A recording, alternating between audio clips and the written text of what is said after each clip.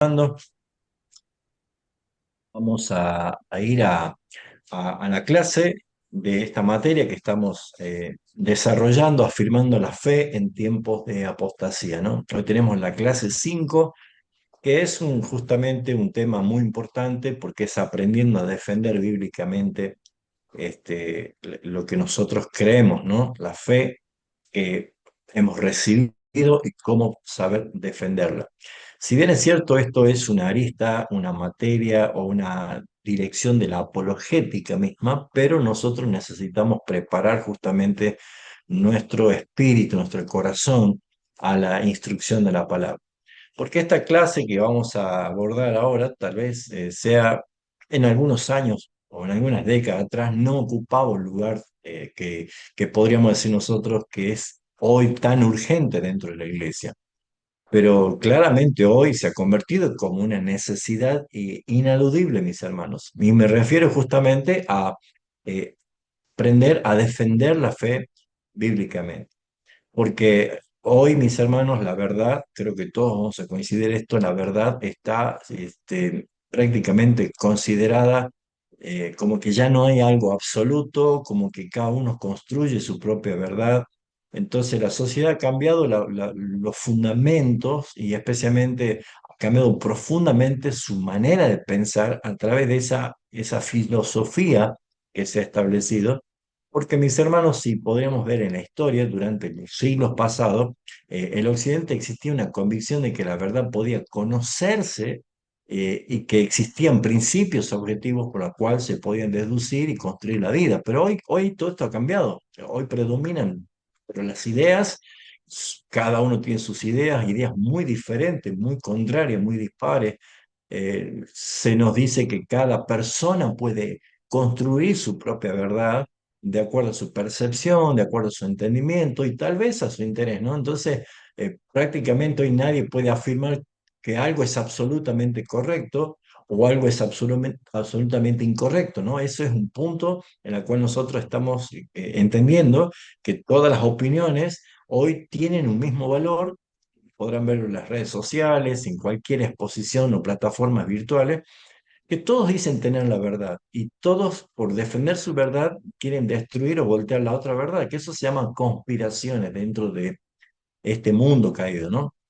Entonces lo que nosotros vemos que cuando todos pareciera ser tener valor, cualquier intento de afirmar la verdad exclusivamente se lleva tal vez visto como intolerancia. Si nosotros decimos, no, nosotros vamos a hablar la verdad, nos tildan como intolerantes. Y esa forma de pensar conocida en este mundo se lo titulo, se lo identifica como el relativismo, que es lo que estamos viviendo hoy. Entonces, el relativismo lo que ha hecho es penetrar todos los ámbitos de la sociedad. Usted se dará cuenta, hermano, en la escuela, en la educación, en los medios de comunicación, en la política, manejando las agendas de las naciones, en las universidades y lo más triste de todo, incluso dentro de las mismas iglesias. Y claramente, mis hermanos, esto trae consecuencias duras. Que el cristiano fiel se encuentra cada vez más rodeado de preguntas, de objeciones o de ataques directos a la fe. Entonces, es muy probablemente que a algunos de ustedes le ha tocado pasar situaciones como esta. Por ejemplo, en una reunión familiar, algunos hacen la pregunta: ¿y cómo pueden ustedes decir que Jesús es el único camino? No sé si a alguno le ha pasado. O tal vez en el trabajo algún compañero puede afirmar de que no, la Biblia ha sido escrita por los hombres, no es la palabra de Dios, así que no es la autoridad absoluta.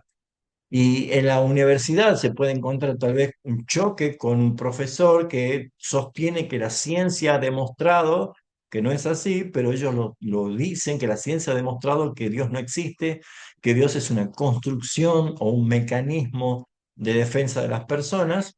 ¿Y para qué vamos a hablar de las redes sociales? Las redes sociales aparecen constantemente videos que ridiculizan la fe, al cristiano, que cuestionan la existencia histórica de Jesús o directamente desacreditan las escrituras, ¿no?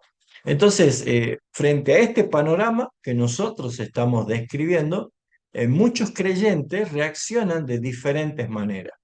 ¿Qué es lo que un poco me preocupa y qué es lo que quiero compartir en esto? Porque algunos optan por guardar silencio porque sienten que no tienen respuestas Otros a lo mejor pueden responder desde una emoción, tal vez incluso de enojo, violenta, pero sin fundamentos bíblicos, ¿no? Tal vez otros hermanos incluso comienzan a dudar de aquellos que siempre han creído porque es tan fuerte lo que pareciera ser una evidencia que simplemente han preferido ponerse en un plano de la neutralidad, ¿no? Entonces nunca eh, llegan a una conclusión porque simplemente esos hermanos nunca estudiaron profundamente las razones de su fe. Y claramente necesitamos entender que acá encontramos un problema muy serio, que debemos tratarlo y que debemos charlarlo a la luz de las escrituras, porque la fe cristiana eh, no es débil, sino que muchos cristianos ignoran la palabra. Y eso es un problema hoy en día. Muchos cristianos conocen muy poco de aquellos que dicen creer, porque a veces decimos yo creo, pero ¿por qué creo lo que creo? Y esto justamente es lo que nosotros debemos reconocer con humildad, que durante muchos años una parte importante del cristianismo ha probablemente desatendido y ha dejado de lado y ha privilegiado tal vez las experiencias emocionales por encima del estudio de la palabra de Dios o del conocimiento de las doctrinas bíblicas. Y claramente esto se ha insistido mucho en sentir tal vez la presencia de Dios de algo muy místico, muy experimental en las emociones, vivir tal vez de experiencias espirituales o buscar determinadas emociones que durante la adoración puede causar un golpe en mi vida, pero han descuidado el estudio serio de la palabra de Dios. Y hermanos, es alarmante el nivel de ignorancia que hay en la mayoría de los creyentes hoy en día. Tal vez por una mala percepción, porque creen que los únicos que deben saber la palabra de Dios son los pastores y los predicadores, y ellos son los que nos tienen que decir qué tenemos que hacer. Pero eso no es lo que la palabra nos enseña. Es más, el propósito de Dios es darse a conocer y que nosotros podamos conocerlo. Así que mis hermanos, al vivir esto, encontramos creyentes que llevan tal vez 20, 30 años congregándose, pero todavía no pueden explicar claramente en 5 puntos qué es el Evangelio o qué significa la justificación por la fe, o por qué creemos que la Biblia es inspirada por Dios, o cómo responder cuando alguien cuestiona nuestra fe o cuestiona la resurrección de Cristo. Y eso no deberíamos sorprendernos, porque naturalmente, hermanos, la madurez espiritual nunca, pero nunca se llega por un simple paso del tiempo, o sea, por estar muchos años en la iglesia.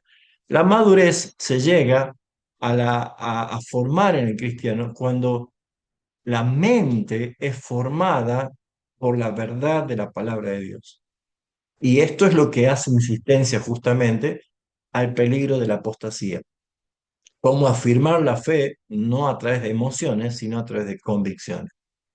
Por eso esta clase que estamos desarrollando hoy, lo que vamos a tratar de motivar, no tratar de convertir un experto en debates filosóficos o en especialista en apologética académica.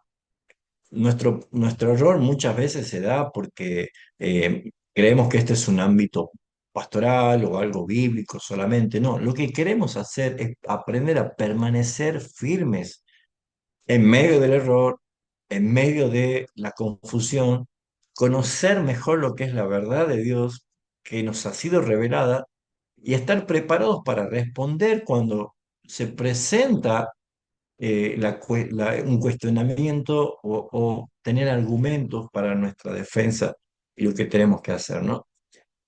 Principalmente quiero leer un texto que está en Segunda de Pedro capítulo 2, donde podemos ver la aflicción de Pedro, pero también llamado a la exhortación. Y es muy interesante ver porque en Segunda de Pedro capítulo 2 versículo 1 dice, pero hubo también falsos profetas entre el pueblo. Es curioso notar que dice que los falsos profetas entre el pueblo, dentro.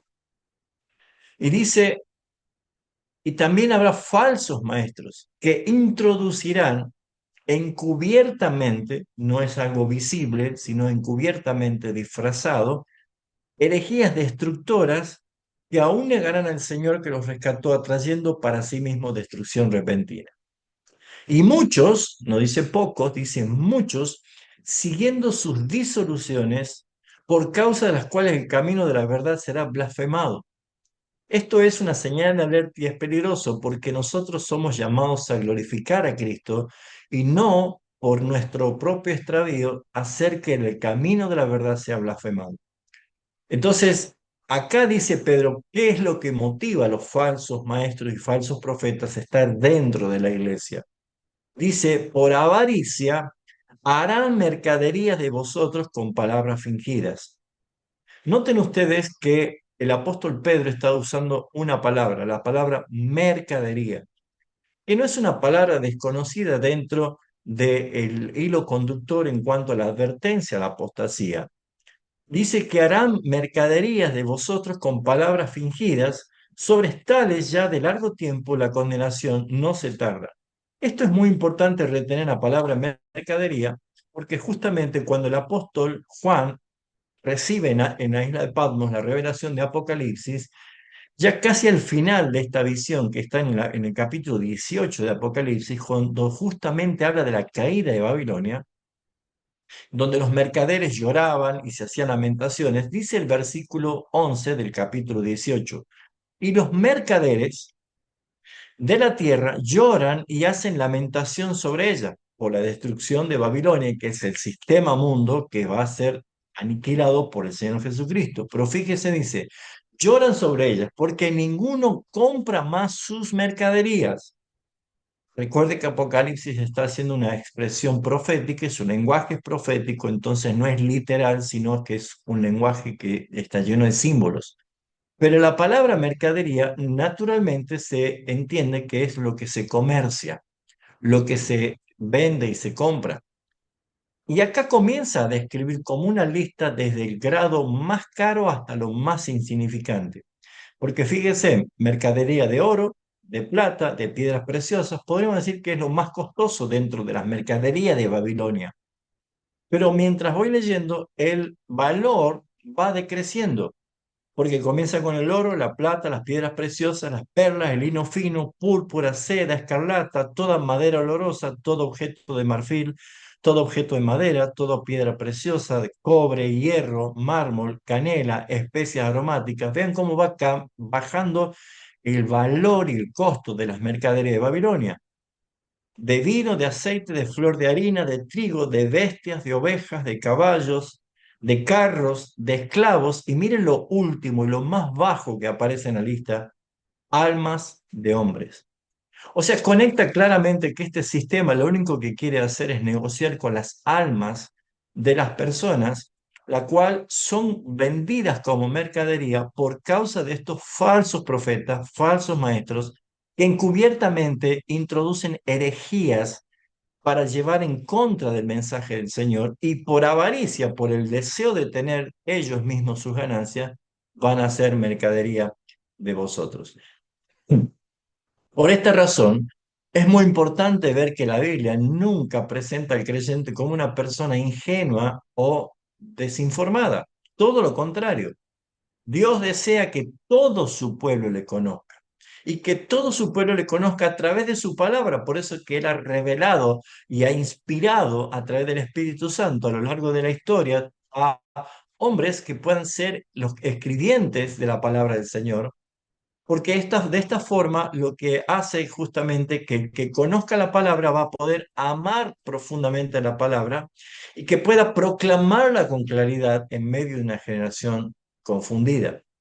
Por eso que en la carta de Judas, el apóstol está diciendo, amados, por la gran solicitud que tenía de escribir acerca de nuestra común salvación, me ha sido necesario escribiros y exhortaros que contendáis ardientemente por la fe que ha sido una vez dada a los santos. Entonces es interesante observar que cuando Judas escribe originalmente, él estaba haciendo referencia a la salvación compartida por todos los creyentes, pero sin embargo, por las circunstancias de la iglesia, eran tan delicadas, tan difíciles, que él consideró necesario cambiar completamente el contenido de la carta y exhortar a los creyentes a luchar por la fe. Y la pregunta sería, ¿por qué? Y porque ya estaban infiltrándose los falsos maestros dentro de las iglesias. Imagínense que en ese momento ya estaba sucediendo, ¿cuánto más 2000 años después? Porque la verdad debe ser defendida.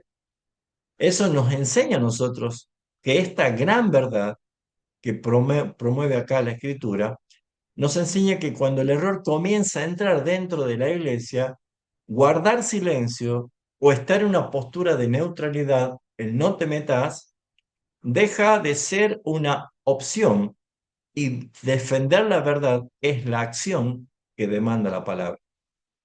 Y cuando hablamos nosotros de defender la verdad, hermanos, debemos aclarar inmediatamente que no estamos hablando de defender nuestras tradiciones personales o nuestras preferencias denominacionales o las opiniones que podamos tener. Estamos hablando de defender el evangelio revelado por Dios en las Escrituras. Justamente el apóstol Pablo luchaba con esta fuerza que quería pervertir el evangelio cuando él escribe la carta de Gálatas. Así que no defendamos ideas simplemente que nos gustan. Defendamos el Evangelio, porque esa es la verdad mediante la cual Dios salva a los pecadores, porque un falso Evangelio no puede salvar verdaderamente a nadie. Un falso Evangelio solamente va a amontonar personas falsamente salvadas, que falsamente creen que son hijos de Dios, pero que realmente son condenados.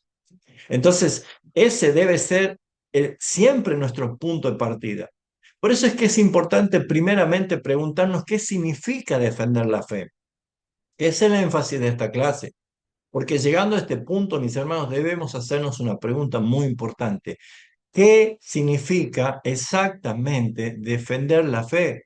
Porque cuando hacemos esta pregunta, tal vez muchos se imaginan inmediatamente en largas discusiones teológicas entre cristianos y ateos, o debates públicos o confrontaciones intelectuales, y aunque en algunas ocasiones pueden ocurrir, algunos lo están haciendo simplemente para tener más popularidad de guerra en streaming, donde dos personas se ponen a discutir para que todo el mundo haga un show de esa discusión. Lo que nosotros vemos que la intención del apóstol Pablo y el apóstol Pedro, incluso la carta de Judas, está mostrando algo diferente. Defender la fe significa afirmar, aplicar, proteger las verdades reveladas por Dios frente al error. Así que no consiste simplemente en ganar una discusión, hermano, porque eso es pretender ganar popularidad, y eso no es lo que buscamos, sino consiste en ser fieles al Evangelio. Por eso, en la tercera carta de Pedro, perdón, en la primera carta de Pedro, capítulo 3, en el versículo 15, justamente Pedro escribe diciendo: santificad a Dios el Señor en vuestros corazones y estad firmes, siempre preparados para presentar defensa con mansedumbre y reverencia ante todo que os demande razón de la esperanza que hay en vosotros. Observemos cuidadosamente lo que escribe Pedro. Dice que antes de estar firmes y preparados para presentar defensa, lo primero, o sea que nosotros notamos este versículo, no es que aprendan a hacer, aprendan muchos argumentos para responder, sino dice santificar a Dios en vuestros corazones. Es decir, antes de defender la verdad con nuestra boca, debemos haber rendido completamente nuestro corazón al Señor y de Cristo. Se trata de sujeción, se trata de estar bajo autoridad. Porque la apologética comienza con una vida sometida al Señor, no con el dominio intelectual que yo pueda tener. Porque luego Pedro dice: estad siempre preparados. Primero sometidos al Señor para estar siempre preparados. Y la preparación no puede improvisarse, mis hermanos. Un soldado no aprende a usar las armas cuando ya está en plena batalla. primero tienen un entrenamiento. Un médico no estudia medicina cuando viene el paciente y ya se está muriendo y le dice, ¿qué puede hacer para ayudarme? No empieza a ver qué tengo que hacer. Tiene una preparación previa. Y lo que yo estoy haciendo en estas clases no es entretener a nadie y no es llenar un espacio de un día lunes. Lo que estoy haciendo simplemente es tratar de despertar el corazón del creyente por la palabra a que estemos preparados porque aún no viene el día malo, porque aún no se está levantando la persecución de la iglesia que va a venir porque la escritura lo dice. Por esa razón es que nosotros debemos estar alistados, preparados. Y si usted no tiene conocimiento de la palabra, pues ya ahora es el momento de despertarse del dormitorio y empezar a tomar la necesidad de aprender la palabra del Señor, porque para eso ha sido dada. Dios quiere que le conozcamos.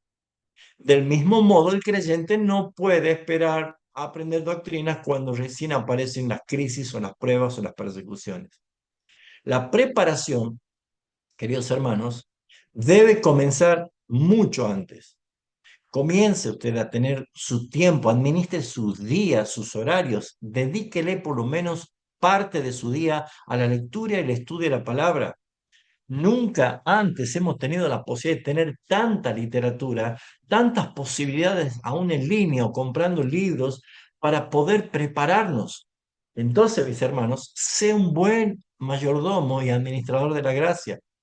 Porque Pedro utiliza acá la palabra muy interesante, que la palabra se presenta como una defensa, pero el idioma griego aparece esta palabra con la palabra apología, donde proviene precisamente nuestro término apologética. ¿Qué es la apologética? Es la capacidad de presentar defensa al que demanda este, nuestra razón. Entonces, si nosotros podemos ver cómo se aplica la apologética, pues naturalmente vemos que en los tribunales antiguos esa palabra describía una defensa personal que una persona realizaba para responder las acusaciones que se levantaban contra ella. Entonces, la idea es muy clara. El cristiano debe estar preparado para ofrecer una explicación razonable de lo que cree. ¿Por qué creo lo que creo? ¿Por qué creo que Jesús resucitó? ¿Por qué creo que Él es el Señor? ¿Por qué creo que Él vive? ¿Por qué creo que soy salvo? No una respuesta basada únicamente en emociones. No simplemente decir, yo siento que es verdad. O porque yo siento esto en mí. Está bien que usted lo sienta, pero no es un argumento de poder explicar. Es la explicación fundamentalmente basada en la palabra del Señor. Entonces, es importante que nosotros sepamos qué es la palabra, qué dice la palabra, qué nos enseña. Que esto nos ayuda a que la fe cristiana no sea una fe irracional. Pablo habla en Romanos 12 que sea un culto racional, que la fe guía la razón y la razón de la convicción y la confianza para decir amén. El cristianismo no pierde el razonamiento, no entra en un estado de éxtasis. El cristianismo no le pide al ser humano que deje de pensar. Todo lo contrario, nos invita a pensar correctamente, a meditar en la palabra, poder escudriñar en ella. Dios nos dio una mente para conocerle. Esa mente nos permite a nosotros que por la fe podamos comprender su verdad, discernir entre el error y una sana doctrina. Entonces no podemos estar neutrales y callados ante la herejía encubierta que destruye. Por eso es cuando alguien pregunta, ¿por qué creemos que Jesús resucitó? No respondemos simplemente porque así lo siento. Respondemos porque existen evidencias históricas, porque los apóstoles fueron testigos indubitables con pruebas oculares. Ellos le vieron, comieron, estuvieron con él. Y porque las escrituras que son inspiradas por Dios lo declaran con detalles precisos y porque el Espíritu Santo confirma esa verdad en nuestros corazones. Entonces, nuestra fe descansa sobre hechos históricos revelados en la palabra del Señor, no sobre sentimientos pasajeros, sino sobre verdades escriturales que nosotros las creemos. Sin embargo, debemos reconocer que muchos creyentes sinceros nunca fueron preparados para hacer esto. Aman profundamente al Señor, pero se desvían rápido porque no tienen fundamentos bíblicos. Desean servir, pero quieren compartir el Evangelio, pero no saben cómo expresarlo. Entonces, mis hermanos, los que son pastores y están en este grupo, los que son predicadores o los que puedan ver estas clases, la responsabilidad es nuestra, porque Efesios 4 dice, ¿cuál es la tarea de los ministerios? A fin de perfeccionar a los santos, educarlos, equiparlos, enseñarles. Y usted, hermano maduro, hermana madura, que usted ya conoce la palabra del Señor, pues disipule a otros. Esa es la idea, para que cuando nosotros tengamos que llevar el argumento bíblico, lo hagamos con naturalidad. Cuando alguien afirma que todas las religiones conducen al mismo Dios y alguien se queda callado y no dice nada, estamos asintiendo una mentira. Esto realmente no es correcto, pero no encuentran argumentos bíblicos para explicarlo. Esto sí que es peligroso, mis hermanos. Cuando escuchan doctrinas falsas, perciben algo que no encaja, pero carecen de conocimiento necesario para demostrar con las escrituras. No se quede callado, porque Dios va a demandar cómo nosotros hemos defendido su palabra. Entonces, si esto pasa, esto produce inseguridad. Una fe insegura termina siendo una fe vulnerable. ¿Y sabe qué hace Satanás? Siempre se aprovecha, saca ventaja de la ignorancia espiritual. Por eso Pablo decía, para que Satanás no gane ventaja, pues no ignoramos sus maquinaciones. Cuando yo ignoro, la ventaja la saca Satanás.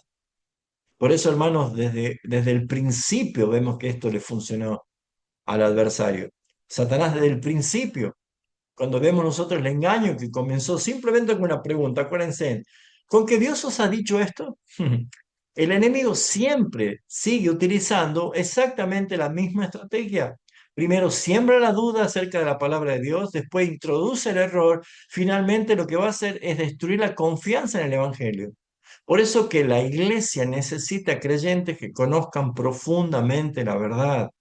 Dedíquense en el tiempo, que juntarnos y hacer un culto no sea solamente para cumplir un programa, que la centralidad sea la escritura, que la exposición de la palabra verdaderamente alumbre, no para sentirnos superiores, no para exhibir el conocimiento y el dominio que tengo, sino para permanecer firme cuando lleguen los tiempos de la prueba. Porque llegará ese momento, hermano, va a llegar ese momento en que cada uno de nosotros tendrá que responder por qué seguimos creyendo en Cristo. ¿Qué va a pasar si el mundo vira de una forma drástica y nosotros somos enjuiciados para negar la fe o confirmar nuestra fe? ¿Qué va a responder? Y cuando ese día llegue, no bastará decir, siempre me enseñaron así, por eso yo creo. Cuando Martín Lutero había sido allí en la dieta de Worms, había sido enjuiciado y había sido acusado y había sido intimado que se retractara, él dijo, no me retracto, mi conciencia es cautiva de la palabra de Dios, que Dios me ayude y no me retracto. Nosotros necesitamos conocer personalmente la verdad de Dios. Por eso, hermanos, esto es precisamente defender la fe. No es pelear por orgullo, no es simplemente permanecer para ser visto por los demás, es permanecer fieles al Evangelio del Señor Jesucristo. Y el ejemplo está en Hechos de los Apóstoles, la iglesia primitiva, la iglesia temprana, aquella iglesia inaugural, defendía la verdad, mis hermanos. Nosotros podemos ver en los primeros capítulos que hasta aquí hemos visto que todo creyente está llamado a ser preparado para presentar defensa de la esperanza que hay en él.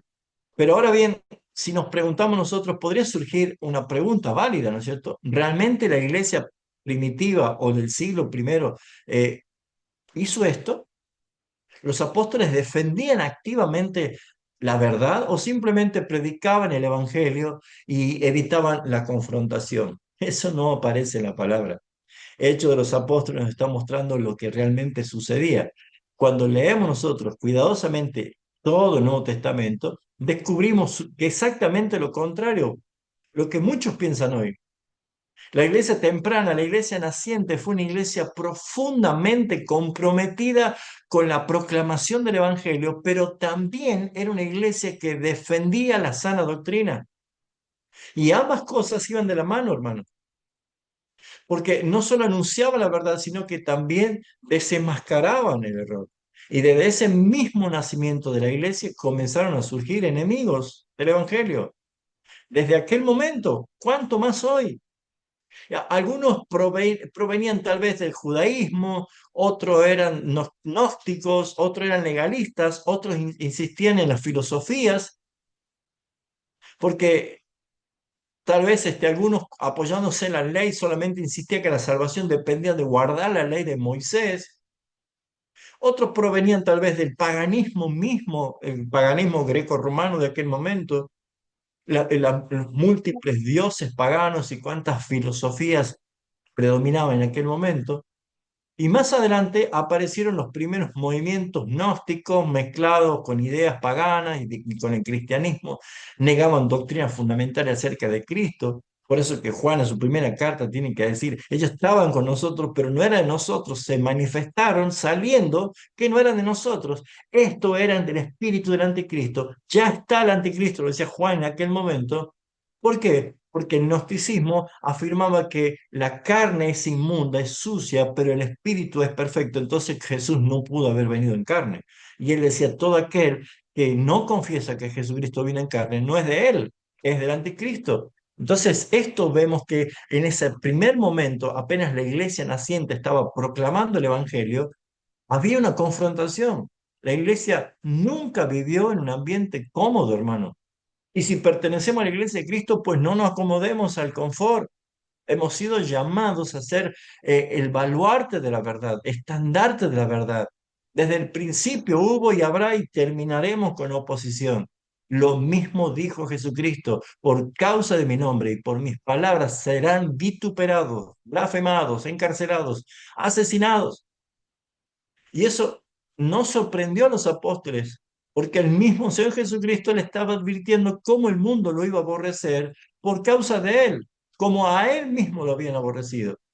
Y si esto recorremos todo el libro de Hechos de los Apóstoles, hermanos, vamos a encontrar justamente el ministerio de Pablo consistía claramente en explicar las escrituras, responder las objeciones y demostrar que Jesucristo era el Mesías prometido.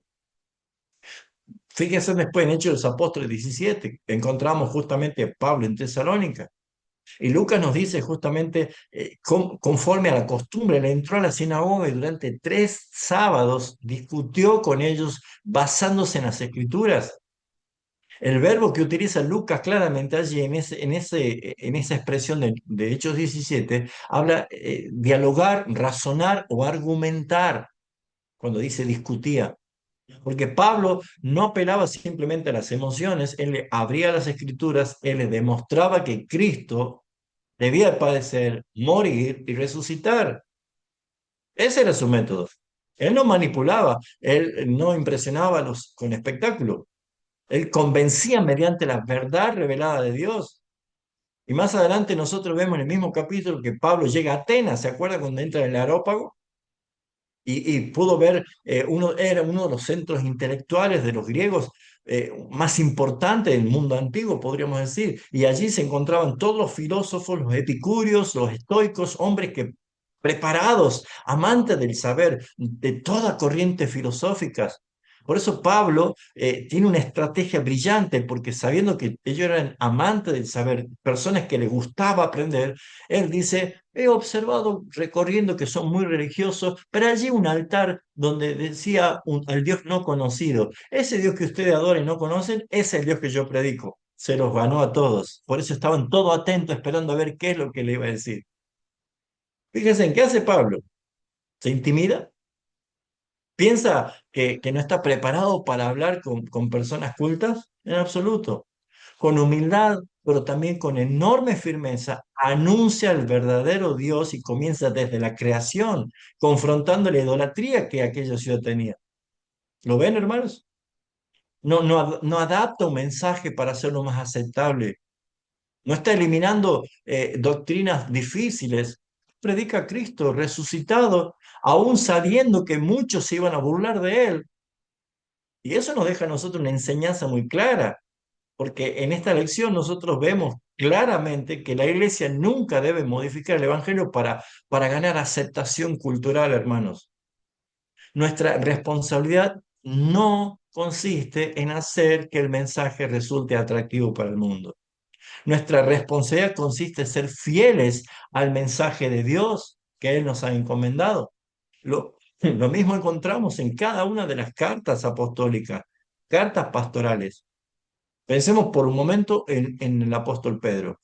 En su segunda carta dedica prácticamente todo un capítulo para describir el peligro de los falsos profetas y falsos maestros.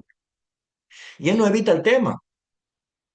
No dice, lo importante es amar y no confrontar, hermanos. Tengamos paz para con todos. No. Al contrario, advierte a la iglesia para que no sea engañada. Es lo que intento hacer con estas clases. Y si vamos a Juan, hace exactamente lo mismo. En su primera carta habla del espíritu del anticristo. Exhorta a los creyentes a probar los espíritus para discernir si realmente proceden de Dios. Y Pablo, cuando le escribe a Tito en su carta, también le da instrucciones muy claras acerca de los ancianos que debían pastorear en la iglesia. Y en Tito 1:9 justamente exhorta que sean retenedores de la palabra fiel como ha sido enseñada, para que también pueda exhortar con sana enseñanza y convencer a los que contradicen. Fíjense en el énfasis. Yo me pregunto, ¿qué ha pasado con la iglesia a través de estos siglos que se ha divorciado de la responsabilidad de ser verdaderamente apologistas, defensores de la palabra? Bueno, el problema es la ignorancia, demasiada ignorancia dentro de la iglesia, hermano. Eso nos debería causar vergüenza a todos nosotros. Ya lo dije en la clase anterior cuando leo Hebreos capítulo 5, 11 en adelante, cuando dice, ya después de tanto tiempo deberían ser maestros y aún necesitan que como niños se les esté dando leche y no alimento sólido, porque se han hecho tardos para oír. Así que notemos que el ministerio pastoral tiene dos responsabilidades inseparables. Por un lado, alimentar al pueblo de Dios con sana doctrina, no con inventos nuestros. Y por otro lado, refutar a quienes enseñan el error. Hermanos, ¿saben cuántos creyentes están fabricando su teología por los pequeños reels que ven en las redes sociales? Ni siquiera escuchan un mensaje entero.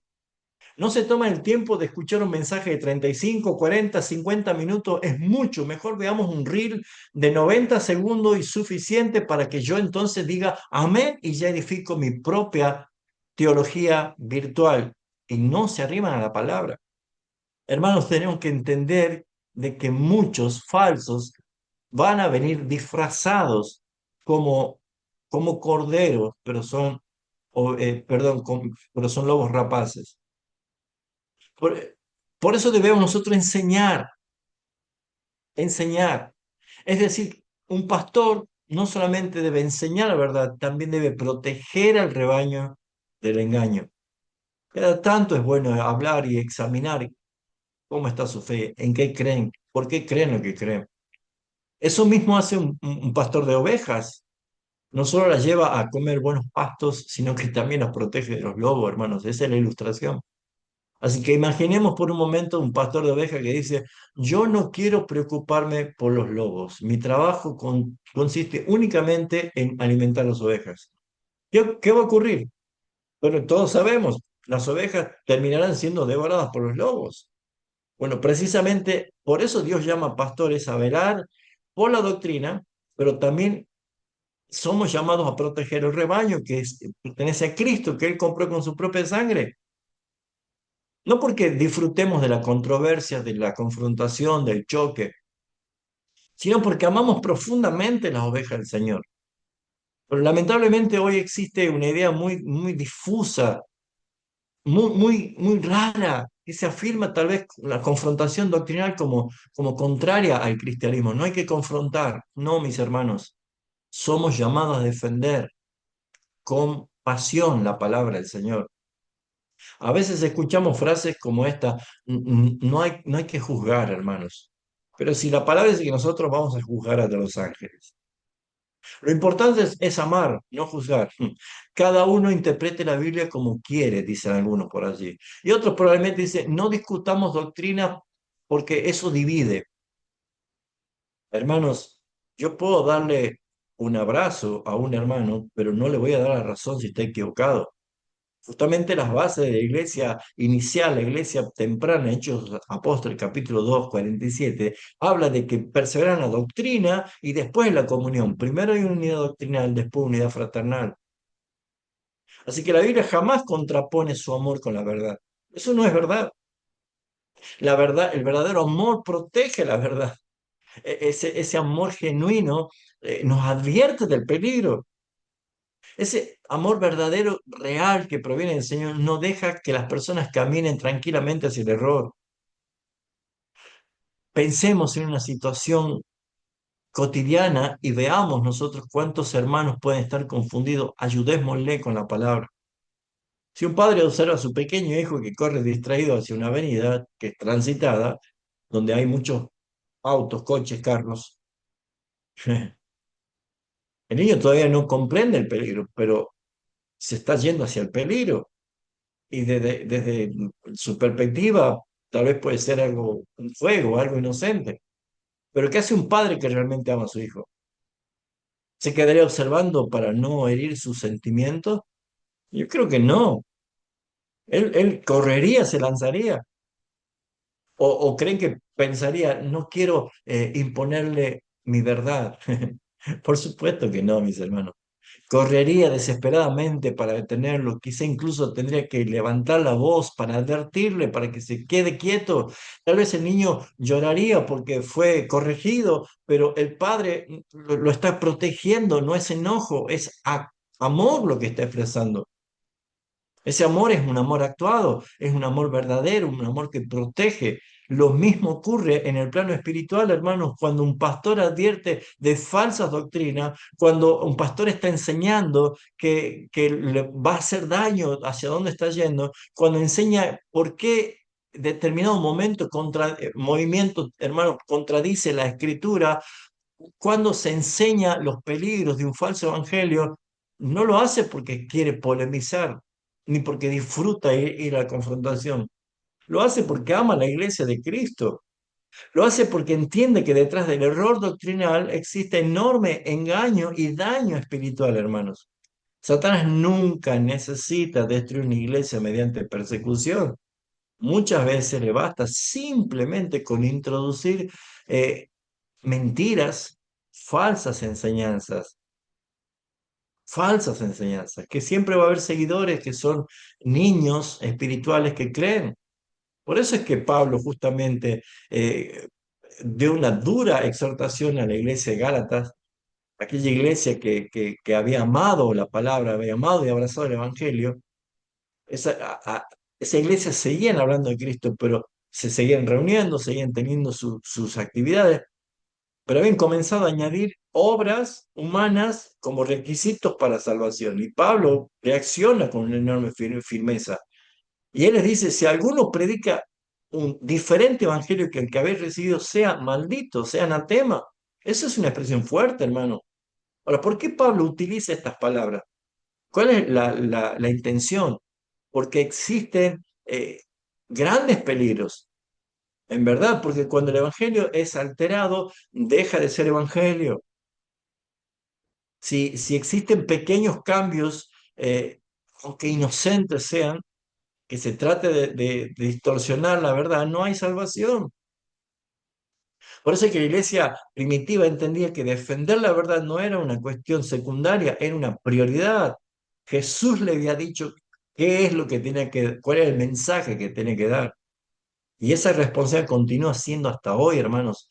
Y quizá nosotros nos enfrentamos exactamente a las mismas herejías del primer siglo y ahora mucho más abiertas, pero enfrentamos otras tal vez igualmente peligrosas, pero nosotros actualmente estamos rodeados de relativismo, humanismo, prosperidad, consumismo, misticismo, espiritualidades falsas, movimientos que utilizan lenguaje aparentemente cristiano, pero mientras niegan las doctrinas fundamentales, no hay salvación.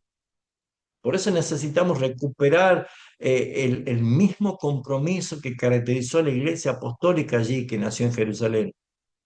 Y no es un espíritu contencioso, un espíritu de una actividad orgullosa, sino una profunda convicción que el Evangelio nos trae y que merece ser protegido justamente por amor a los pecadores. La iglesia nunca fue llamada, hermanos, a que sea simplemente coexistente con el error o pasiva. Fue llamada a proclamar la verdad con amor, con humildad, con una absoluta fidelidad a Cristo. Así que la pregunta es inevitable: ¿por qué muchos creyentes no saben defender su fe? Después de observar los ejemplos que hemos hablado de la iglesia primitiva allí en Jerusalén, y esta pregunta va a surgir: si la Biblia insiste tanto en la importancia de conocer y defender la verdad, ¿por qué hay tantos creyentes que se sienten inseguros cuando deben responder acerca de su fe? ¿Usted sabría explicar por qué creen lo que cree? ¿Dónde fundamenta su fe? ¿Por qué muchos cristianos llevan años congregándose y sin embargo paralizados cuando alguien les cuestiona el Evangelio? La respuesta no es sencilla porque existen varias causas, pero hermanos, quisiera detenerme en algunas solamente para mencionarlas, de las más importantes o tal vez las que debemos nosotros prestar atención para corregir nuestra propia vida. Una puede ser la superficialidad doctrinal que hay, hermanos. Si usted es una persona que no conoce las doctrinas bíblicas, preocúpese. Está en peligro, en serio riesgo, hermanos, porque nosotros somos llamados a conocer lo que Dios ha revelado. Y cuando hablamos de doctrina, es no solamente un conjunto de enseñanzas, son los fundamentos de nuestra fe. Porque naturalmente estamos viviendo en esta cultura donde se valora lo inmediato, lo rápido, lo instantáneo. Todo debe ser así sencillo, breve. De esa manera de pensar también ha influenciado en muchas iglesias. Entonces, la exposición de la palabra, algunas son simplemente un relleno, unos cuantos minutos, porque es importante montar todo el espectáculo que tenemos programado.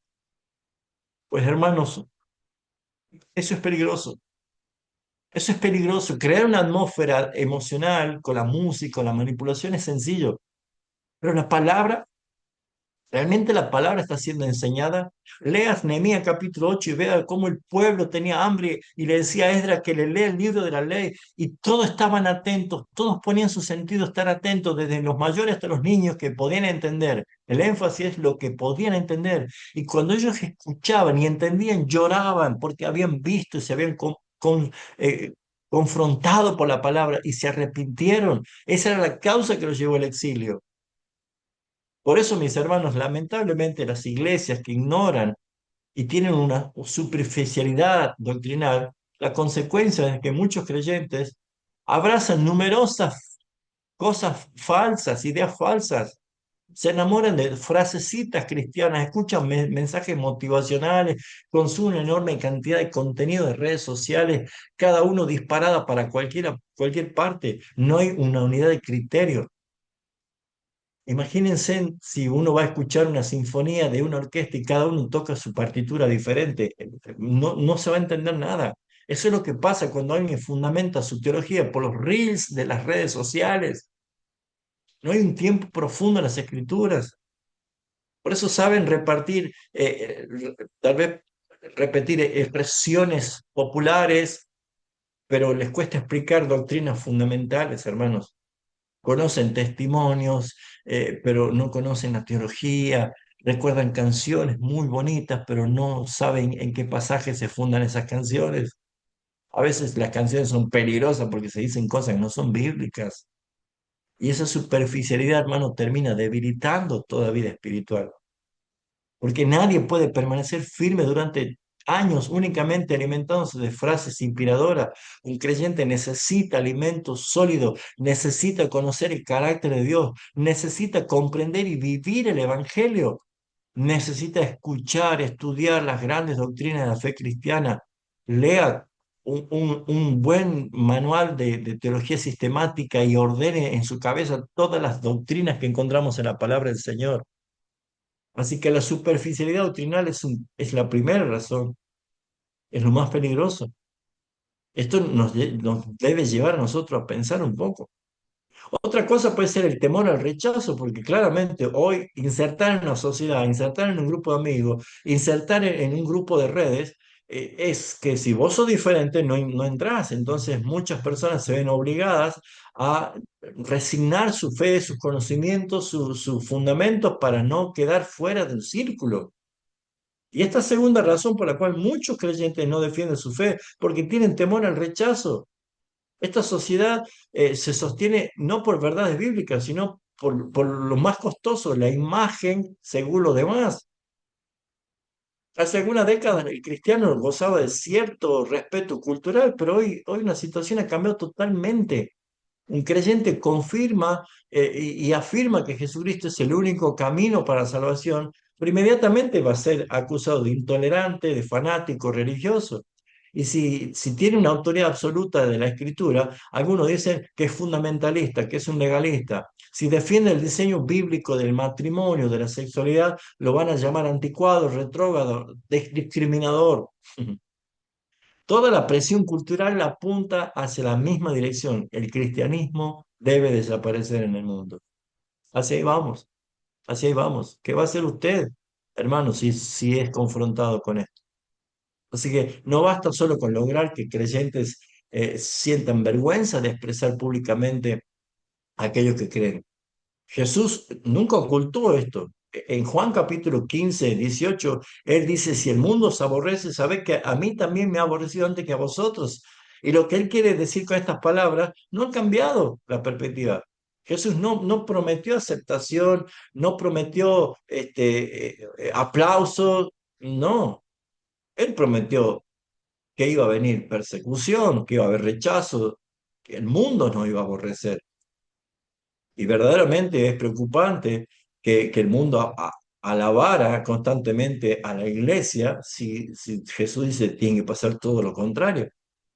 El apóstol Pablo también explicó esto, por qué causa él era encarcelado, golpeado, ridiculizado, perseguido. Él describe todo lo que pasó. ¿Y por qué? Por eso escribió Romanos 1:16 cuando dice, porque no me avergüenzo del Evangelio, porque es poder de Dios para salvación. O sea que Pablo, él no quería ser popular o tener un evangelio popular. Él dice que es poder de Dios y nuestra confianza debe descansar en la aceptación de Dios, no en la cultura. Por eso es que debemos descansar en el poder transformador del evangelio. Otro punto por ir cerrando, la falta de convicciones profundas. Existen muchos problemas con esta tercera observación, porque muchos creyentes simplemente se consideran como creyentes nominales, pero no consideran urgente conocer la palabra y sus doctrinas. Piensan que estudiar teología va a apagar el fuego del Espíritu. Justamente el Espíritu se enciende por llevarnos a la palabra. Estudiar teología es únicamente para pastores o para profesores académicos de seminarios. No es así. La idea jamás aparece en la escritura de que sea exclusiva para algunos. Todo creyente necesita conocer la verdad. Todo creyente necesita aprender. No es para académico, no es para convertirse en un intelectual, sino para permanecer firmes. Pablo hace este énfasis cuando habla de la armadura de Dios, estar firme y resistir las acechanzas del diablo hasta que termine, acabe el día malo. Las falsas doctrinas nunca llegan anunciándose como mentiras, siempre van a venir disfrazadas como verdad, pero son errores. Satanás nunca va a ofrecer falsificación evidente. Él imita la verdad, parece genuino, pero no lo es. Por eso es que únicamente quienes conocen profundamente la verdad de la palabra del Señor van a discernir el engaño. Entonces, imagínense cuando dijimos en la clase pasada de un empresario bancario que sabe detectar los billetes falsos. No es que conoce todos los billetes falsos, conoce a la perfección el verdadero. Y eso es importante. Así que, ¿cómo defender la fe bíblica? Eso es importante que nosotros podamos hacer, porque esta pregunta va a surgir. Conociendo profundamente las Escrituras, hermanos, administre su tiempo. Eclesiastés 3 dice que todo tiene su tiempo debajo del sol.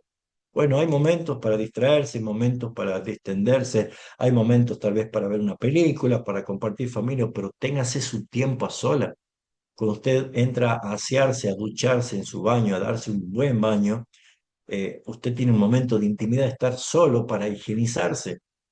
Porque si higienizamos a solas nuestro cuerpo ¿cómo no vamos a hacer santificación con nuestro espíritu en forma impersonal, íntima? Entra a tu cuarto, entra a tu aposento, cierra la puerta, busca a tu Padre que está en los secretos. Es tan necesario aplicar estos principios porque, hermanos, muchos no van a prevalecer ante los ataques de Satanás en este sistema mundo si no están afirmados su fe. Por eso es que necesita profundizar el conocimiento de las Escrituras. No podemos defender aquello que no conocemos. Nuestra autoridad no descansa en opiniones personales, descansa en la palabra de Dios.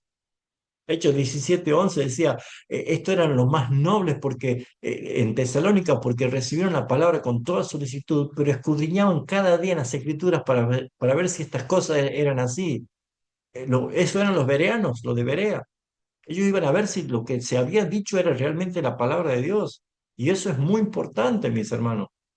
Por eso es que la Reforma Protestante recuperó un principio fundamental para todo cristiano, solo la Escritura. La Biblia no es un libro para identificarnos simplemente con el mundo, es la palabra de Dios. La Biblia nos muestra la máxima autoridad, es nuestra máxima autoridad. No la experiencia, no las emociones, no las tradiciones ni las denominaciones, es la palabra. Entonces, cuando aprendemos esto podemos corregir con mansedumbre, con respeto. Eso nos enseña la palabra, que con mansedumbre corrijamos a los que contradicen. Decir la verdad en amor. ¿Por qué es importante hacer esta declaración, mis hermanos? Porque existe un peligro muy común. Algunas personas estudian mucho y quieren pararse sobre su conocimiento con arrogancia y con un carácter orgulloso, confrontar hasta el mismo pastor.